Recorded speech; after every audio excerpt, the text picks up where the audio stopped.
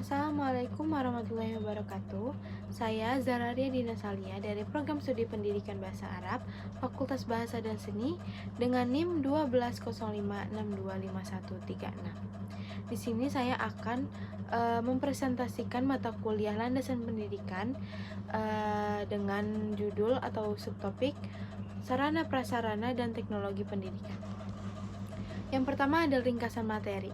Kondisi belajar di lantai berpotensi mengganggu kenyamanan, kesehatan, dan konsentrasi siswa dalam menerima pelajaran. Selain itu, hal ini juga dapat berdampak pada kualitas proses pendidikan dan motivasi belajar siswa. Kasus ini menegaskan pentingnya perhatian dari pihak sekolah, pemerintah, dan pemangku kepentingan terkait untuk segera menyediakan fasilitas belajar yang memadai demi menjamin hak siswa atas pendidikan yang layak dan berkualitas.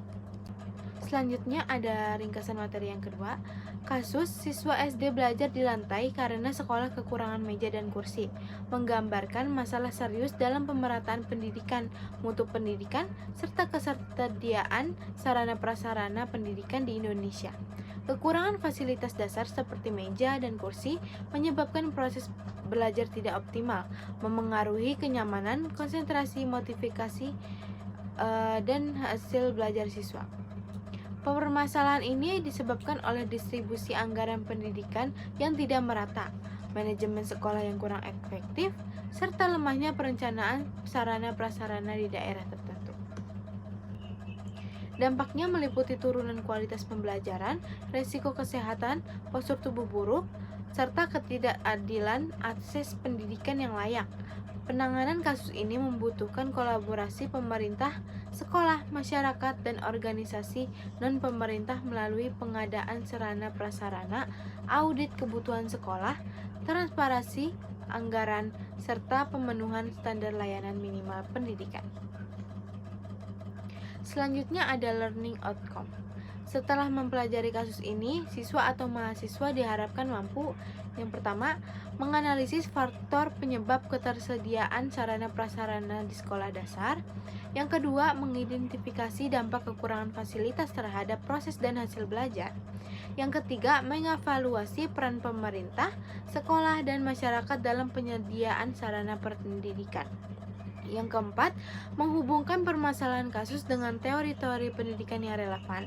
Yang kelima, merumuskan solusi berbasis teori dan praktik kebijakan untuk mengatasi kekurangan fasilitas pendidikan. Yang keenam, menyusun rekomendasi program pengadaan dan perbaikan sarana sekolah sesuai standar pendidikan nasional.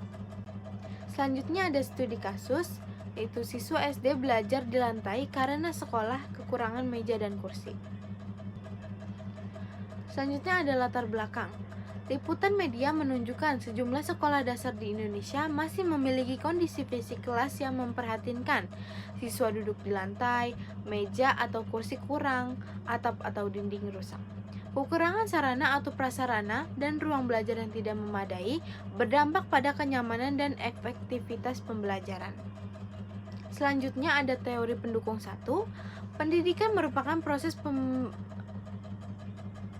Selanjutnya ada teori pendukung 1.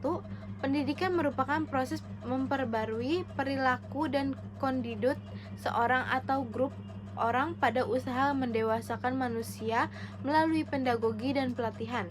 Jadi, pada hal ini pendidikan merupakan proses atau pembuatan mendidik.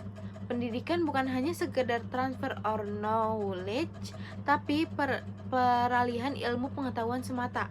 Namun, dengan adanya pendidikan, diperlukan peserta didik untuk mengetahui dan tahu keberadaan dan potensi yang mereka miliki. Disinilah akhir berdasarkan tujuan pendidikan, yakni melakukan proses humanisasi atau memanusiakan manusia yang berujung dalam proses pembebasan. Selanjutnya ada teori pendukung 2, yaitu pendidikan STEM adalah pendekatan yang mengintegrasikan pengetahuan multidisiplin yaitu sains, teknologi, teknik, dan matematika ke dalam proses pembelajaran dengan menghubungkan konsep akademik dan pembelajaran dunia nyata yang dialami di sekolah, komunitas, pekerjaan, dan perusahaan global. Pendekatan STEM akan menjadikan pembelajaran bermakna jika diintegrasikan dengan pembelajaran berbasis proyek atau PJBL. Selanjutnya ada teori pendukung 3, yaitu kurikulum merdeka adalah kurikulum yang dilaksanakan dengan cara mengembangkan profil anak atau siswa sehingga memiliki jiwa dan nilai yang sesuai dengan kandungan 5 Pancasila serta dapat dasar atau bekal dalam kehidupannya. Selanjutnya ada teori pendukung 4, yaitu PTM terbatas atau pembelajaran tatap muka terbatas merupakan upaya pemerintah untuk menghindari adanya dampak negatif dari pembelajaran jarak jauh atau PJJ. Jadi, peserta didik tidak perlu mengikuti pembelajaran penuh dalam sehari, tetapi disesuaikan dengan kebutuhan di sekolah masing-masing. Sekolah juga harus memberikan pilihan pelaksanaan pembelajaran, yaitu pembelajaran tatap muka atau PTM yang terbatas. Selanjutnya ada teori pendukung 5. Komik atau kartun merupakan sebuah cerita yang bergambar yang tersusun dalam potongan-potongan. Oleh sebab itu, komik memungkinkan suatu informasi dapat disampaikan secara efektif sekaligus meningkatkan emotivitas pembaca. Dari hasil observasi kelas Esman, siswa lebih tertarik mempelajari dan membaca konten sains yang disajikan dalam bentuk komik. Siswa yang tingkat membaca tinggi mempelajari secara rinci, sementara siswa yang memiliki tingkat membaca rendah termotivasi untuk membaca teks komik tersebut.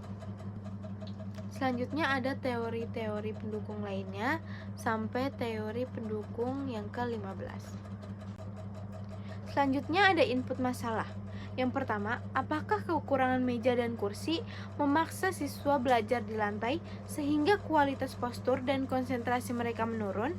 Yang kedua, apakah kondisi bangunan sekolah seperti atap bocor atau dinding retak mengurangi kenyamanan dan keselamatan dalam proses belajar?